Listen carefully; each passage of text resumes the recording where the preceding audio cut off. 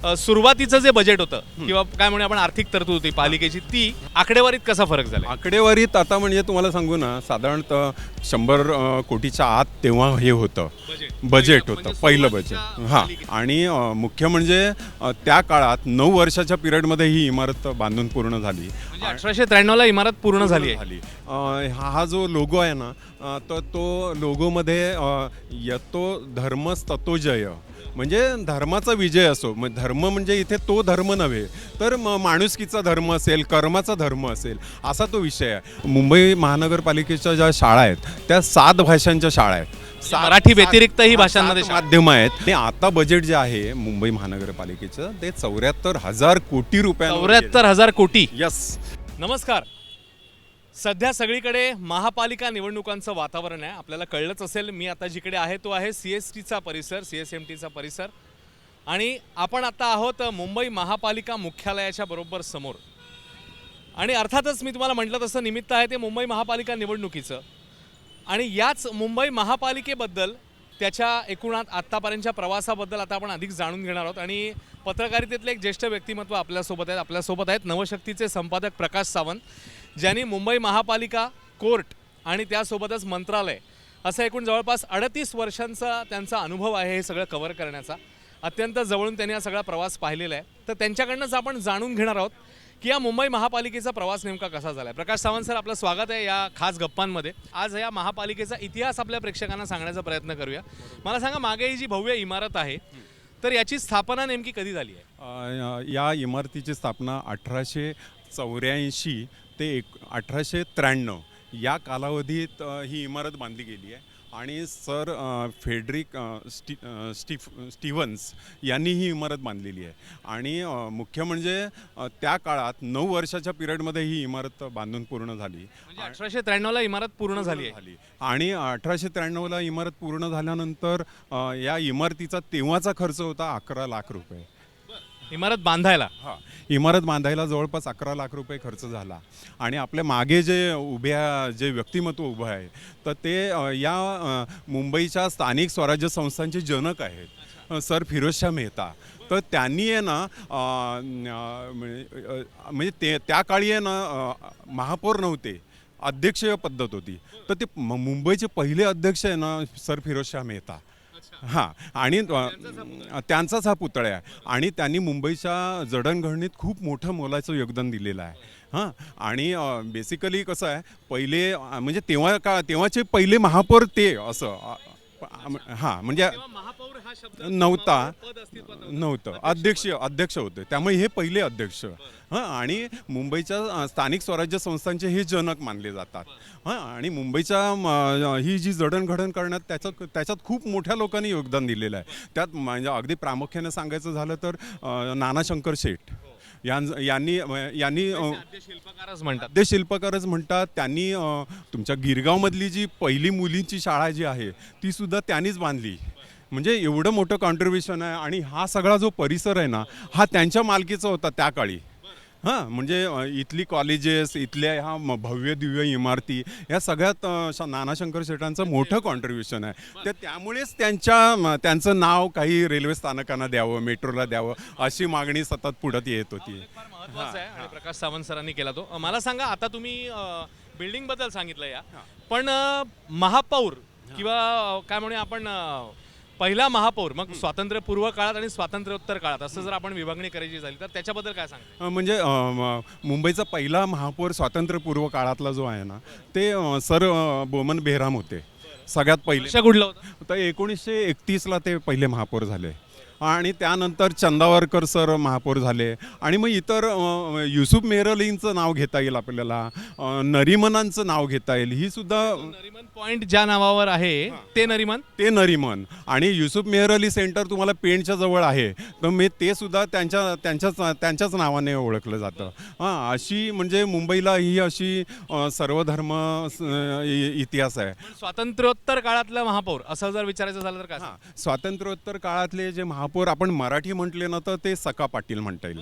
सखा पाटील. आणि सखा पाटलाच्या नंतर मग पुढे जो इतिहास आहे तर तो साधारणतः 1971-72 पासून जे महापौर झाले ते सर्व मराठी झाले.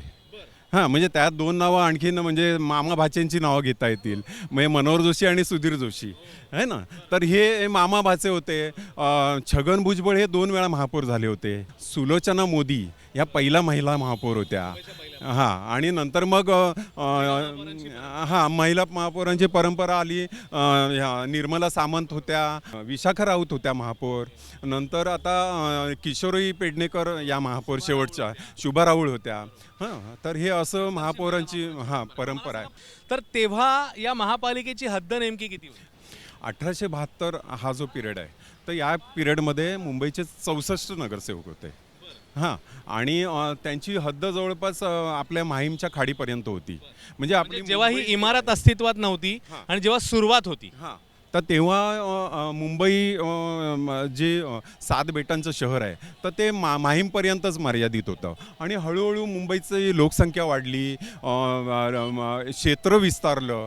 तर ते आत्ता तुम्ही म्हणाल तर ते आपण दहिसर आणि इकडे मुलुंड इथपर्यंत आताची कार्यकक्षा दहिसर इकडे आणि इकडे मुलुंड. मुलुंड इथपर्यंत पसरलेली आहे आणि तिथपर्यंतच आता ती मर्यादित आहे.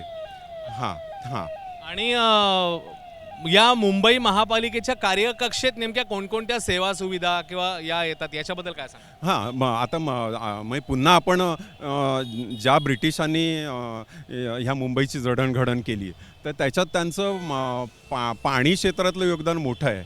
कारण 150 किलोमीटर अंतरावर दूरवरनं ह्या शहराला पाणी मिळालं पाहिजे. मग इथली लोकवस्ती वाढणार आहे, इथलं सगळा विस्तार होणार आहे, हे त्यावेळेला त्यांची दूरदृष्टी जी होती. तर त्यामुळे त्यांनी ती धरणं बांधली, ती पण ठाणे जिल्ह्यात बांधली.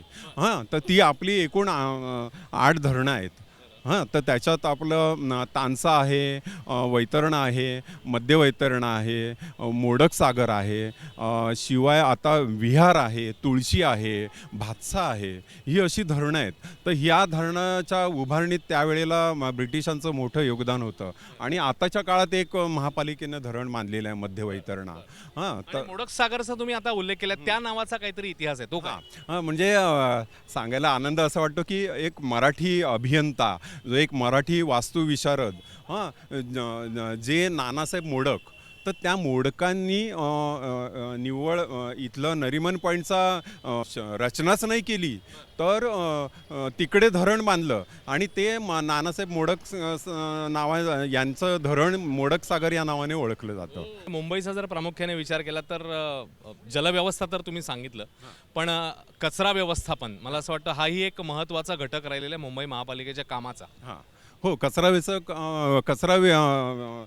घनकचरा व्यवस्थापन हे खूप मोठं महापालिकेचं काम आहे. आणि हे काम आहे ना, खूप चांगल्या पद्धतीने केलं जातं आहे.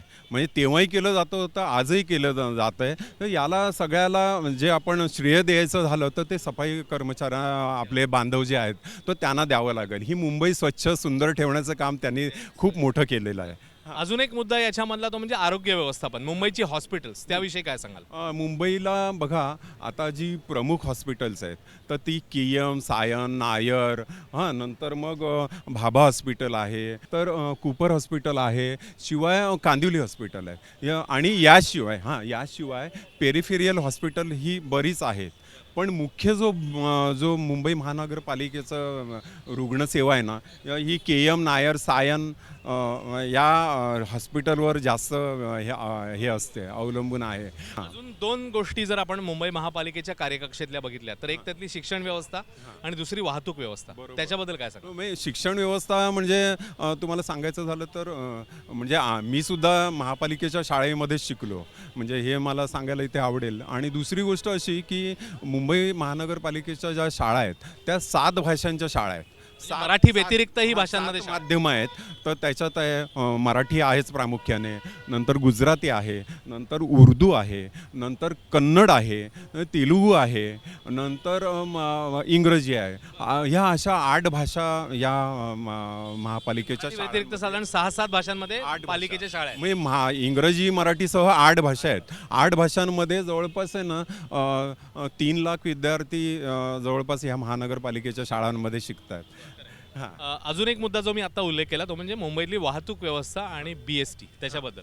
BST म्हणजे कसं, ब्रिटिशांच्या काळापासून ट्राम व्यवस्था होती, म्हणजे अगदी सुरुवातीला घोडेगाडी विक्टोरिया, नंतर ट्राम आल्या, नंतर या महानगरपालिकेने सुंदर अशा डबल डेकर सुरू केल्या होत्या. तो एक त्यावेळेला चर्चेचा विषय असायचा. लोक लहान मुलं जाऊन वरच्या मजल्यावर बसून फेरफटका मारत होती मुंबईचा. मुंबईची डबल डेकर ही खूप अट्रॅक्शन पॉईंट होतं. हो हो, तेव्हाही होतं आणि आजही आहे.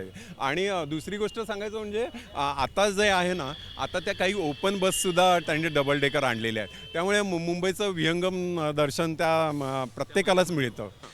आता जो लोगो दिसतोय इकडे, आपण बृहन्मुंबई महानगरपालिका असं लिहिलेलं आहे, तर त्या लोगोचं काय वैशिष्ट्य आहे? त्याच्यामध्ये जी चित्र आहेत किंवा जे काय म्हणू आपण घटक आहेत मुंबईशी संबंधित, ते नेमके काय आहे? म्हणजे कसं आहे, हा जो लोगो आहे ना, तर तो लोगोमध्ये येतो धर्मच ततो जय, म्हणजे धर्माचा विजय असो. मग धर्म म्हणजे इथे तो धर्म नव्हे, तर माणुसकीचा धर्म असेल, कर्माचा धर्म असेल, असा तो विषय आहे. आणि ह्या बोधचिन्हाचं वैशिष्ट्य म्हणजे कसं, या अख्खी मुंबई सामावलेली, अख्खा देश सामावलेला आहे ह्या लोगोमध्ये. म्हणजे कसं, ही मुंबई म्हणजे आई आहे.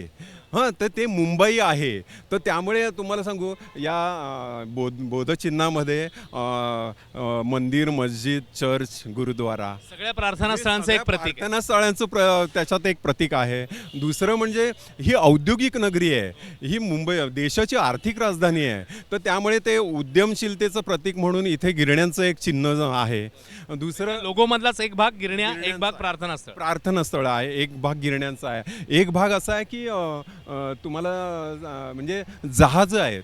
पूर्वीच्या काळी जी वाहतूक होत होती ना, ती जलवाहतुकीच्या माध्यमातून होत होती. म्हणजे आपल्या भाऊच्या धक्क्यापासून कोकणात आपण गेलेले आहे, म्हणजे त्यावेळची आपली लोकं गेलेली आहेत. म्हणजे त्यांची प्रवास वर्णनं सुद्धा आपण ऐकलेली आहेत. तर ती म्हणजे तो एक भाग आहे. आणि गेटवे ऑफ इंडिया आहे, हे मुंबईचं भूषण जे आहे, म्हणजे पर्यटनाच्या दृष्टीने पर्यटकांचं आकर्षणाचं केंद्रबिंदू आहे, त्याचंही चित्र त्याच्यात आहे.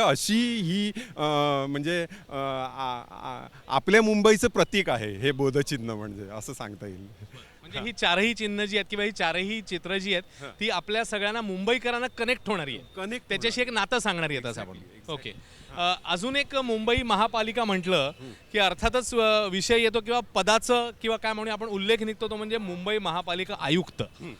तर त्या आयुक्तांबद्दल काय सांगाल? कोणकोणते आयुक्त तुम्ही आता इतके वर्ष कव्हरेज केलेलं आहे, रिपोर्टिंग केलेलं आहे, तर आयुक्तांचं योगदान मुंबई महापालिकेसाठी आणि मुंबईसाठी? हां, म्हणजे सांगायला म्हणजे कसं, सर आर्थर हे मुंबई महानगरपालिकेचे पहिले आयुक्त. हां, क्रॉफर्ड आर्थर. आणि नंतर महापौरांची आयुक्तांची मोठी परंपरा आहे. हां, तुम्हाला थोडंसं थांबवतो. आर्थर क्रॉफर्ड म्हणजे आता आपल्याकडे क्रॉफर्ड मार्केट जे आहे ते मला वाटतं त्यांच्याच नावाने. होय होय होय, त्यांच्याच नावाचं आहे. हां, आणि म्हणजे ही अशी खूप त्यावेळचे जे गव्हर्नर म्हणायचे, तर ते ब्रिटिशकालीन गव्हर्नरांना म्हणजे खूप मोठी नावं आहेत. म्हणजे सँडहर्स्ट आहे, नरिमन आहेत, एल्फिन्स्टन आहेत.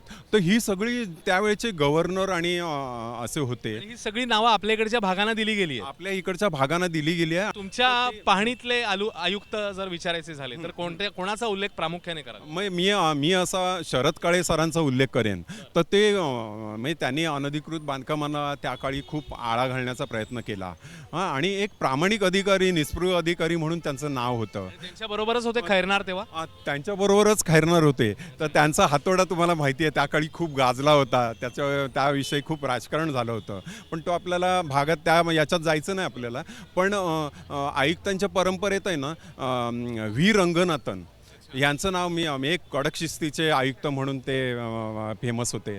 आणि या मुंबई महानगरपालिकेला जर आर्थिक शिस्त कोणी लावली असेल, म्हणजे तोट्यातली महानगरपालिका नफ्यात कोणी आणली असेल, तर ते सुबोध कुमार. हां, तर हे अधिकारी ग्रेट होते, म्हणजे सुबोध कुमार, ज्यांनी या मुंबईत मोठं आहे त्यांचं, खूप मोठं योगदान आहे. अजून एक नाव ज्याचा मगाशी आपण म्हणजे गप्पा मारताना आपल्या इंटरव्ह्यूच्या आधी उल्लेख तुम्ही केला होता आयुक्तांसंदर्भात, ते नाव होतं सदाशिवराव तिनईकर. तर त्यांच्याबद्दल सांगा. सदाशिवराव तिनईकरांच्या काळात आहे ना, सिमेंट कॉन्क्रीटची रस्त्यांची कामं झाली. हां आणि तीनईकर पण कडक शिस्तीचे होते. हां तर त्यांची शिस्त त्यांचे विषय खूप त्या काळी गाजले होते. आता उल्लेख निघाला होता तुम्ही थोडंसं आर्थिक विषयी बोललात मला ते तुम्हाला थोडंसं विचारायचं आहे म्हणजे आर्थिकदृष्ट्या काळ कसा बदलत गेला हे आपण आपल्या प्रेक्षकांना सांगूया. सुरुवातीचं जे बजेट होतं किंवा काय म्हणूया आपण आर्थिक तरतूद होती पालिकेची ती आणि आज 2026 मध्ये आपण आहोत आकडेवारीत कसा फरक झाला? आकडेवारीत आता म्हणजे तुम्हाला सांगू ना साधारणतः 100 कोटीच्या आत तेव्हा हे होतं बजेट होतं पहिलं बजेट. हां हां आणि आता बजेट जे आहे मुंबई महानगरपालिकेचं ते 74,000 कोटी रुपयांवर 74,000 कोटी यस. हां तर एवढ्या उंचावर गेलेलं आहे. एखाद्या राज्यापेक्षा जास्त म्हणजे केरळ राज्यापेक्षा जास्त असं या महापालिकेचं बजेट आहे असं मानलं जातं आहे.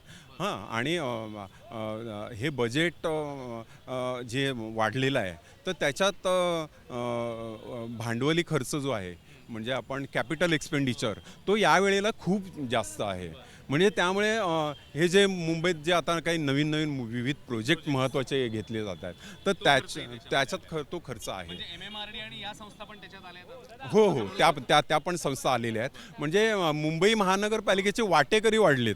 अजून एक मगाशी आपण सोयी सुविधांबद्दल बोलत असताना एक फक्त छोटासा उल्लेख कदाचित राहिला आपला त्याच्याबद्दल तुम्हाला विचारेन मी. आपण वाहतूक व्यवस्थेबद्दल बोललो BST बद्दल तुम्ही सांगितलं त्याच्यानंतर आरोग्य व्यवस्थेबद्दल बोललो कचरा व्यवस्थापनाबद्दल बोललो पण मला वाटतं उद्यान व्यवस्था म्हणजे उद्यानं इकडची जी आहेत कारण तोही एक महत्त्वाचा घटक राहिलाय मुंबईचा तर त्याच्याविषयी. हां आता बघा तुम्हाला सांगायचं म्हणजे नायर हॉस्पिटलच्या डीन होत्या डॉक्टर शरदिनी डहाणूकर तर त्या वनस्पती शास्त्रज्ञ होत्या. हां आणि त्यांनी साहित्य क्षेत्रात खूप मोठं कॉन्ट्रीब्युशन दिलं हे बऱ्याच लोकांना माहिती नसेल. फुलवा हे जे त्यांचं पुस्तक आहे तर हे फुलवा पुस्तक आहे तर ते वाचलंत ना तर तुम्हाला साहित्य काय आहे याची प्रचिती येईल आणि ह्या मुंबई शहराला पर्यावरणाची किती गरज आहे त्याचं ते उत्तम पुस्तक म्हणजे उत्तम उदाहरण आहे. कारण या महानगरीचं जे हृदय आहे तर ते ही अशी झाडं जंगलं ऑक्सिजन मिळणार. हां ऑक्सिजन म्हणजे मुंबईचं फुफ्फुसच मानलं प्राणवायू मानलं जाणारी ही जंगलं आहेत तर ही टिकावी यासाठी मुंबई महानगरपालिकेचं खूप मोठं कॉन्ट्रीब्युशन आहे. हीच मुंबई महानगरपालिका दरवर्षी फुलांचं प्रदर्शन भरवतं तर त्याला लाखो लोक येतात म्हणजे ते भायखळ्याच्या राणीच्या उद्यानात भरवलं जातं आणि ते पण एक आयकॉनिक असं ठिकाण आहे आकर्षणाचं केंद्र आहे. हां आणि अजून एक आता तुम्ही उल्लेख केला पण आरोग्य सेवेत देखील अनेक मोठी मंडळी इकडे होऊन गेलेले डॉक्टर्स असतील त्यांच्याविषयी मला सांगा थोडंसं. हां आता बघा आरोग्य क्षेत्रात आहे ना सगळ्यात पहिलं नाव मी जे कोणाचं घेईन तर ते डॉक्टर रवी बापट सरांचं. हां तर हे बापट सरांनी आहे ना या मुंबईतले असंख्य डॉक्टर घडवले. हां म्हणजे डॉक्टरांची फॅक्टरीज म्हटलं ना तरी ते काय वावगं ठरणार. रवी बापट सर आपल्या मुंबई महापालिकेच्या हॉस्पिटलमध्ये कार्यरत होते. हो हॉस्पिटलमध्ये कार्यरत होते त्यांनी कित्येक विद्यार्थी शिकून घडवले त्यांना शिस्त लावली त्यांना डॉक्टर की कशी करायची याचं प्रशिक्षण दिलं. तर आपण वाहतूक व्यवस्था आरोग्य व्यवस्था या सगळ्या गोष्टींबद्दल बोललो आणि आता आपण 2026 मध्ये आहोत. निवडणूक येऊ घातलेली आहे साधारण 15-16 जानेवारी ही तारीख आहे आपल्या समोर आहे. आता 15 जानेवारीला मतदान 16 जानेवारीला मतमोजणी म्हणजे या महिन्याच्या पहिल्या हाफ नंतर पहिल्या पंधरवड्यानंतर आपल्याला सत्ता कोणाची येणार हे स्पष्ट होणार आहे. मला सांगा आता तुम्ही इतकी वर्ष कव्हर करताय BMC असेल मंत्रालय असेल किंवा मुंबईत तुम्ही स्वतःचा तुमचा बेस आहे 40 वर्षाच्या आसपास तुमचा अनुभव आत्ताच्या घडीला 2026 मध्ये जे सत्ताधारी येतील तुम्हाला काय वाटतं कोणती 2 प्रायोरिटीने कामं प्राधान्यक्रमाने कामं जी आहेत ती मुंबईसाठी झाली पाहिजेत आता तुम्ही जे चित्र बघता तेव्हा? हे बघा आता दिल्लीत काय चित्र आहे इतकं प्रदूषण आहे न्यायालय ताशेरे ओढतंय तिथल्या लोकांना जगणं मुश्किल झालं ह्या प्रदूषणामुळे. हां ती स्थिती कमी अधिक प्रमाणात आता मुंबईत होऊ घातली आहे कारण इथलं वाहतूक प्रदूषण इथलं औद्योगिक प्रदूषण यांनी एक खूप मोठं वाढत चाललं आहे हे प्रदूषण.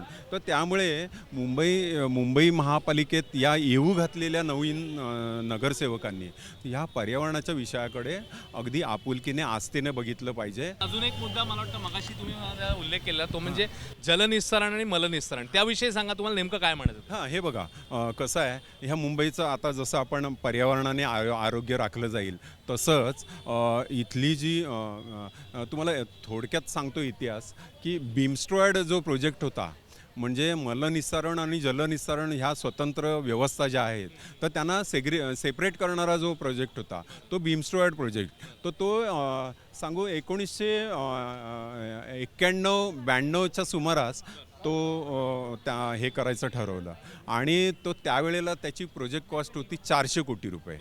हां, तर ती पुढच्या 5 वर्षात साधारण 1200 कोटीवर गेला प्रोजेक्ट. हां, तर त्यामुळे ही जी मुंबईची 7 बेटाची जी शहरं आहेत तर ह्या 7 बेटांमधलं जे मलनिस्सारणांचं व्यवस्था आहे किंवा जलनिस्सारण व्यवस्था आहे ती स्वतंत्र करण्याच्या दृष्टीने हा बीमस्ट्रॉयड प्रोजेक्ट खूप महत्त्वाचा होता. पण म्हणजे कालावधीत काय झालं, हा प्रोजेक्टची कॉस्ट खूप वाढत गेली.